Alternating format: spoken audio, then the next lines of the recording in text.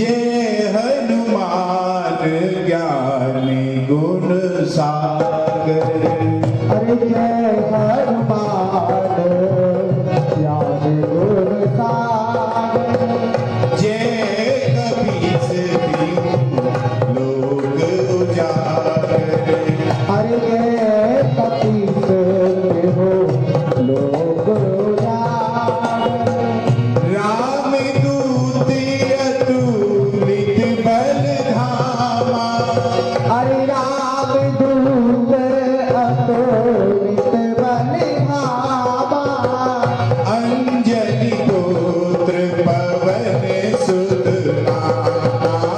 अरे अंजन पुत्र पवन सुत नामा। अंजनी पुत्र पवन सुत नामा। ठाकुर जी कृपा करेंगे तो न्याय का करेंगे। ज्ञान तथा गुणों के समुद्र श्री हनुमान जी आपकी जय हो। और ये तीनों लोकों में प्रकाशमान कपिराज आपकी जय हो। आप श्री राम जी के दूत हैं जिनकी कहीं उपमा नहीं है और बल के धाम हो भंडार हो, ये सरल अर्थ आता है। लेकिन थोड़ी सी हम आप सब इसकी व्याख्या करेंगे। जय हनुमान, इनका नाम हनुमान। हनुमान मतलब जो अपने मान का हनन कर दे वही हनुमान कहा जाता है। दूसरी बात, इनका हनुमान नाम पड़ा ही क्यों? जय हनुमान। हनुमान हनु कहते हैं चिबुक को, घोड़ी को हनु कहते हैं महाराज। जब बाल्यकाल में इन्होंने सूर्य भगवान को लाल लाल स्वरूप में देखा तो इनका मन हुआ है क्या फल है, तो उड़ करके गए और सूर्य भगवान को अपने मुख में समाहित कर लिया।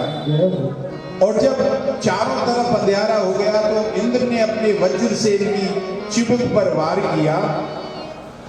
तो चिबुक का तो कुछ बिगड़ा नहीं, बल्कि इंद्र के जो वज्र है उसकी धार बंदित हो गई महाराज। ऐसे हनुमान जी हैं कि जागी चुबुक चोट चूरन की औरत मद कुल से कठोर को। विनय पत्रिका में सुना लीजिए कि जागी चुबुक ने, हनु ने, घोड़ी ने इंद्र के वज्र की धार को भी कुंठित कर दिया। ऐसी उनकी चुबुक है महाराज।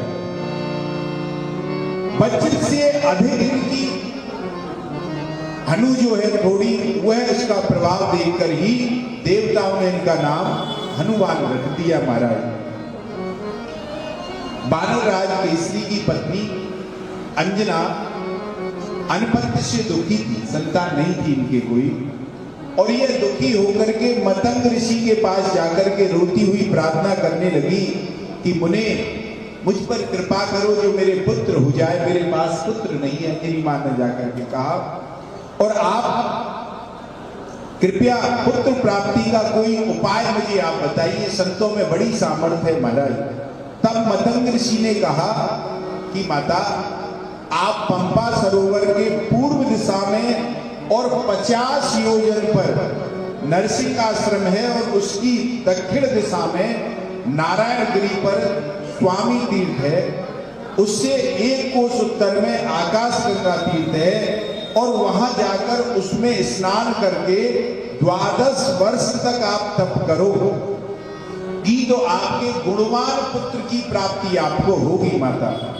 और वहां जाकर मतंग से ऐसा सुनकर के माता अंजनी ने नारायणगिरी जो पर गई और स्वामी पुष्पकरणी में स्नान किया और अवस्थी की प्रदक्षिणा करके वराह भगवान को प्रणाम करके आकाश गंगा तीर्थ में रहने वाले सभी मुनियों एवं अपने पति से आज्ञा लेकर वह वहां पर तप करने लगी माता अंजनी महाराज। इस प्रकार तप करते करते जब माता अंजनी को 12 वर्ष पूर्ण बीत गए तो वहां वायुदेव ने प्रसन्न होकर उन्हें पुत्र प्राप्त होने का वरदान दिया और परिणाम स्वरूप अंजना के एक उत्तम पुत्र को जन्म दिया जिसका नाम मुनियों ने हनुमान रखा महाराज। जय हनुमान ज्ञान गुण सागर, इनका ज्ञान अनंत है। हनुमान जी का ज्ञान अनंत है। उपनिषदों में इनकी महिमा देखने में आती है और मुक्तकोपनिषद में तथा श्री राम रहस्योपनिषद में देखें, सनकादिकों ने भी हनुमान जी से ज्ञान प्राप्त किया है। जो ऐसे ज्ञानी हैं उन्होंने भी ज्ञान प्राप्त किया है। और हनुमान जी ने ज्ञान किससे प्राप्त किया? भगवान सूर्य से। हनुमान जी ने बाल्यावस्था से थोड़े बड़े हुए तो इनको बताया किसी ने, भाई किससे ज्ञान लिया जाए? तो हनुमान जी को बताया, भाई सबसे ज्ञानी सूर्य भगवान है, उनके पास जाओ। तो हनुमान जी सूर्य भगवान के पास गए और जाकर के निवेदन किया, हे गुरुदेव मुझे आप ज्ञान प्रदान करें, मैं आपकी शरण में आया हूं। ये देखो, बिना गुरु के ज्ञान नहीं होता। हनुमान जी भी सूर्य भगवान के पास में ज्ञान लेने के हो गए कि बिन गुरु होए ज्ञान, बिना गुरु के ज्ञान प्राप्त नहीं हो सकता। कुछ लोग कहते हैं, अरे महाराज गुरु जी का बताएंगे, जो पुस्तकन में लिखो भाई है तो बताएंगे गुरु जी, तो पुस्तक से पढ़ लो, अथवा जो महापुरुषों में ज्ञान हुआ वो पुस्तकों में लिख दिया। तो भैया पुस्तक का ज्ञान पुस्तक नहीं पहुंचा सकता है। पुस्तक का ज्ञान तो पुस्तक है, पुष मतलब पुष करना, धकेलना। पुस्तक का ज्ञान केवल पुष कर सकता है और उस तक नहीं पहुंचा सकता। अब आप यात्रा कर दो, अब तो मोबाइलों में ऐप्स आ गए। पहले आपको यात्रा करनी है तो रेलवे की डायरिया हुआ करती थी, और किसी को डायरी मिल जाए और पुस्तक हाथ लग जाए कि भाई फलानी ट्रेन वहां से वहां तक के लिए जाएगी, फलानी ट्रेन वहां से वहां तक के लिए जाएगी, और वो सारा ज्ञान कर ले, तो क्या वो पुस्तक को लेकर के यात्रा तक पहुंच जाएगा? नहीं पहुंच पाएगा, क्योंकि उसे तो स्टेशन में रेल में बैठ के यात्रा करेगा, या उसे कोई अनुभवी व्यक्ति मिले जिसने यात्रा की है, वो बताएगा भाई वहां जाना, वहां से ऐसे जाना। पुस्तक में सारी रेलें हैं, सारी रेल पुस्तक में तो है, लेकिन पुस्तक से यात्रा नहीं की जा सकती। यात्रा के लिए रेल ही चाहिए। ऐसे गुरुओं का ज्ञान पुस्तक में तो है, लेकिन उस तक पहुंचने के लिए गुरु का ज्ञान प्राप्त होना अति आवश्यक है। उसी से आप जा सकते हो। जैसे कोई भोजन बनाने की पाक क्रिया की पुस्तक आजकल आती है, उस पर सीख ले। यूट्यूब पे आती है, भाई पुस्तक है, उस पर भोजन बनाने की जो व्यवस्था है उससे कही जाए कि भाई रसोई में गैस पर बर्तन रखना, बर्तन में पानी, और 15 मिनट बाद ये जला देना, डाल देना। अब आदमी केवल उसको ही रख रहे हैं, गैस पे बर्तन तो रख दिया, आंच ही नहीं जली हो तो 15 मिनट पानी तो गुनगुना क्या वो ठंडा ही रहेगा। या आंच इतनी ज्यादा जली हो जो 15 मिनट की जगह पता चली 5 मिनट में जल गया पानी। तो ये सब चीजें पुस्तक ये बिना गुरु के ज्ञान नहीं होता। तो हनुमान जी ने ज्ञान किनसे लिया? सूर्य भगवान से। सूर्य भगवान की शरण में हनुमान जी पहुंचे, गुरुदेव हमें आप ज्ञान दीजिए, शिष्य बना करके हमें आपसे शिक्षा प्राप्त करनी है। सूर्य भगवान ने जब हनुमान जी को देखा तो कहा, ये लड़का पहचाना से तो लग रहा है, शकल तो पहचानने में आ रही है, कब देखा है? ध्यान आई रही है, तो बाल्यावस्था में छलांग लगा के हमको ले गया था। बोले भैया पहले तो इतनी दूर से छलांग लगा करके इसने मुख में रख लिया, और अब ये शिक्षा ग्रहण करेगा तो बिल्कुल सामने ही रहेगा, पता नहीं कब इसे भूख लग जाए। तो सूर्यदेव बोले भैया कोई उपाय सोचो। सूर्यदेव बोले देखो ज्ञान तो तुम्हें चाहिए, लेकिन एक बात सुनो, हम तो चलते रहते हैं, तुम हमसे ज्ञान प्राप्त कैसे करोगे? हम तो चलते रहते हैं, सुबह गई, दोपहर गई, शाम को गई, तो हमारा तो ठिकाना ही नहीं, कैसे? तो किसी ऐसे गुरु के पास जाओ जो तुम्हें बैठ करके ज्ञान दे दे। तो भगवान हनुमान जी बोले, नहीं गुरुदेव, मैं तो निष्ठा मेरी आप नहीं है, मैं तो आपके चरणों में बैठकर इनके ही ज्ञान प्राप्त करूंगा। सूर्य भगवान बोले, भाई कैसे टाला जाए इसको, तो बिल्कुल पक्का पड़ा ज्ञान लेने के लिए। उन्होंने कहा, भाई एक काम कर बालक, ज्ञान तो हम तुझे दे देंगे, लेकिन एक बात बता, तू हमारे साथ रहेगा फिर भी संभव नहीं है। हनुमान जी ने कहा, तुम चलते रहोगे मैं भी चलता रहूंगा। उन्होंने कहा, चलते रहेंगे फिर भी हम तुझे शिक्षा कैसे देंगे? भाई शिक्षा देने के लिए गुरु के सामने शिष्य बैठे, नेत्रों से नेत्र मिले तो ही तो शिक्षा देंगे। अब हम चलेंगे, तुम हमारे पीछे चलोगे तो तुम्हारे सामने हमारी पीठ रहेगी, और तुम आगे चलोगे तो हमारे सामने तुम्हारी पीठ रहेगी, तो कैसे ज्ञान देंगे? तो हनुमान जी बोले, बुद्धिमताम वरिष्ठम, भगवान हनुमान जी बुद्धिमान है, उन्होंने थोड़ा विचार किया। बोले गुरु जी इसका भी हमने उपाय देख लिया। बोले क्या? हम आपकी तरफ देखते देखते उल्टे चलेंगे। सूर्य भगवान बोले, वाह भैया, शिष्य खूब है जो गुरु के सामने उल्टो चल लो है। तो उन्होंने हनुमान जी ने कहा महाराज संसार में जीव जैसे चलता है अगर वैसा ही गुरु के सामने चला तो बेकार है, गुरु के सामने तो उलट करके ही चलना चाहिए प्रभु। तो ऐसे गुरुदेव से हनुमान जी ने प्राप्त किया, जो सूर्य भगवान सारे अपने प्रकाश के द्वारा सारे संसार को विश्व को प्रकाशित करते हैं, उन्हीं से ज्ञान लेकर के हनुमान जी सबको ज्ञान का उनका है। जय हनुमान ज्ञान गुण सागर, अथाह ज्ञान है। और अब बात आई गुण की महाराज, तो गुण के हैं संसार में कोई प्राणी ऐसा नहीं बना जिसमें सारे गुण एक साथ हो, कोई नहीं है। जड़ चेतन गुण दोष में विश्व कीन करता, सब में दोष है। अच्छा गुणों में भी एक चीज है, ज्यादा गुण एक साथ रह ही नहीं सकते। कोई सत्यवादी हो और सील, सत्य और सील दोनों एक संग नहीं रह सकते।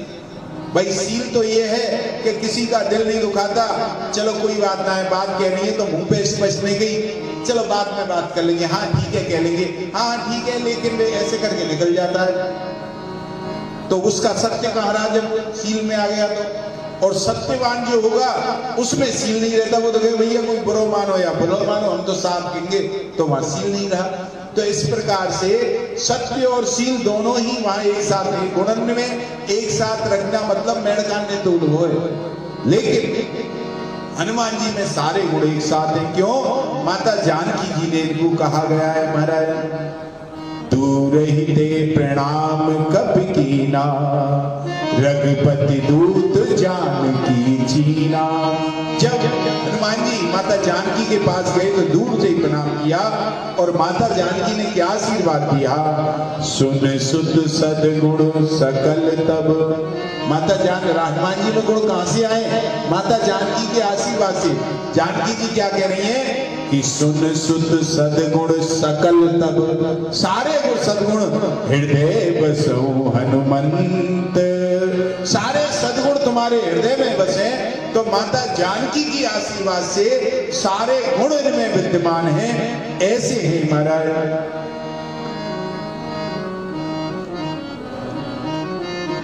ज्ञान गुण सागर महाराज, इनका ज्ञान अनंत है। उपनिषदों में भी चर्चा हुई है महाराज, और अनंत गुण हैं, सदगुण से हमेशा भरे पड़े। रजोगुण तमोगुण इनको वशीभूत नहीं करते, शुद्ध सदगुण इनमें भरा पड़ा है।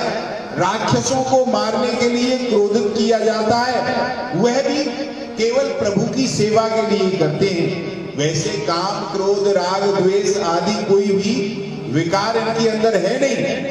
ऐसे हैं महाराज।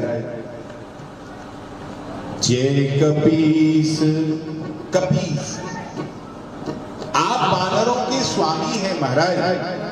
वानरों के प्राणों की रक्षा होने के कारण इन्होंने वानरों के जो प्राण थे, जब सीता जी की खोज करने के लिए गए ये लोग, और वहां जाकर के जब इन्होंने देखा तो वानरों ने कहा कि भाई यदि हम सीता जी की खोज नहीं कर पाए तो जाकर के हम भगवान को मुंह नहीं दिखाएंगे, प्राण दे देंगे।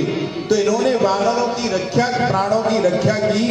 तो इसलिए ये भगवान वानरों के प्राण के ईश हैं महाराज। जय कपीस नाथ काज की नेहु हनुमंता, राग हनुमाना राखेउ सकल कपिन के प्राणा। भगवान राम जी के पास भी जब सारे आए तो उन्होंने भी यही कहा कि महाराज हनुमान ने ही ये सारा कार्य किया है, और उन्हीं की कृपा से सभी कपियों के आज प्राण हैं महाराज। इसलिए इनको जय कपीस कहा गया है। अथवा दूसरा भी भाव इसका एक हो सकता है, कपी धन ईश। ईश कहते हैं शिव जी को, ईश कहते हैं शिव जी को, अर्थात कपी रूप में शिव जी ही आप आए हैं। क्यों आए? क्योंकि वर्णन आता है कि जेहि शरीर रति राम सो, सोई आदर ही सुजान, देह तज देह बस बानर भय हनुमान। भगवान नेह बस रुद्र की देह हनुमान बनकर के आए, इसलिए इनको कपीस कहा है। श्री रुद्रयाम ग्रंथ में हनुमान जी की महिमा वर्णन है और वह भी बड़ी सुंदर है महाराज। तो यहाँ कपीस इनको शब्द किया हुआ है और उस ग्रंथ में आता है कि हनुमान सा महादेवा काल काला सदा शिवा मुक्ति दो मुक्तम केवल्य मुक्तिदा सर्व कामदा। अर्थात हे हनुमान जी, श्री महादेव जी है ही है हनुमान जी, और कालों के काल महाकाल होने से यह मुक्ति और भुक्ति दोनों के दाता हनुमान जी हैं महाराज। जय कपीस तिहु लोक उजागर। इसका भाव क्या है? आपकी महिमा सारे ब्रह्मांड में विख्यात है, क्योंकि आपको उससे ज्ञान मिला है जो सारे संसार को प्रकाशित करता है। आपके द्वारा सारे तीनों लोकों में उजाला हो रहा है महाराज। आपको भगवान ने भक्तों की रक्षा के लिए संसार में नियुक्त करके रखा है। भगवान साकेतपुर चले गए, लेकिन राम जी ने हनुमान जी को यहाँ भक्तों की रक्षा के लिए ही छोड़ दिया। आप अनंत रूप धारण कर सारे ब्रह्मांड में भक्तों की रक्षा तथा भगवान की उपासना करते रहते हैं महाराज। श्रीमद् भागवत जी में भी वर्णन आता है कि एक रूप से किम पुरुष लोक में श्री राम जी की उपासना करते हैं हनुमान जी, और एक रूप से साकेत लोक में हनुमान जी राम जी की सेवा करते हैं, एक रूप से कदली वन में हनुमान जी हैं, और भारत के प्रत्येक मंदिर में जहां हनुमान जी का मंदिर है उसमें एक रूप से हनुमान जी रहते हैं महाराज। और आपकी महिमा ब्रह्मलोक में देवता गाते हैं, स्वर्ग में गंधर्व गाते हैं। और दूसरा भाव यह भी हो सकता है कि यह कपीस होते हुए भी तीनों लोकों में क्यों महिमा वाले हुए भगवान। इसका मर्म यह है कि इन्होंने जानबूझ करके दीनता पूर्वक बानर का रूप स्वीकार किया है। ये बानर है, इन्होंने रूप स्वीकार कर रखा है। स्वयं आपने हनुमान संहिता में हनुमान जी ने अपने मुख से कहा है कि ब्रह्मादि देवता सर्वे संत्यन्ये चिरजीवना सर्वे अपि विभवासक्ता ततोऽयं विभवात्परा। अर्थात ब्रह्मादि समस्त देवता ऐश्वर्य मद में आसक्त रहते हैं, इसलिए मैंने ऐसा देह धारण किया है कि इस देह को करके मुझे कोई अपमान नहीं होगा। मैं वैभव से सदा परे रहता हूं, इसलिए मुझे प्रभुदास का भाव तथा सरल दीनता युक्त भक्ति मेरे हृदय में स्थिर रहती है। और आपकी इस महान विशेषता ने ही आपको तीनों लोकों में प्रकाशमान प्रसिद्ध किया है। इसलिए इनको कहा है तिहु लोक उजागर महाराज। ब्रह्म वेताओं के सिर मोर ब्रह्मचारी व्रत पतित पुनीत जगत के जितने तेज निधान आपका तेज देख भयभीत। प्रेम में कोमल हृदय उदार राम लीला प्रिय पवन कुमार सदा भक्तों के रक्षक वीर गदाधारी बल के भंडार। ऐसे हनुमान जी महाराज। अब आती है बात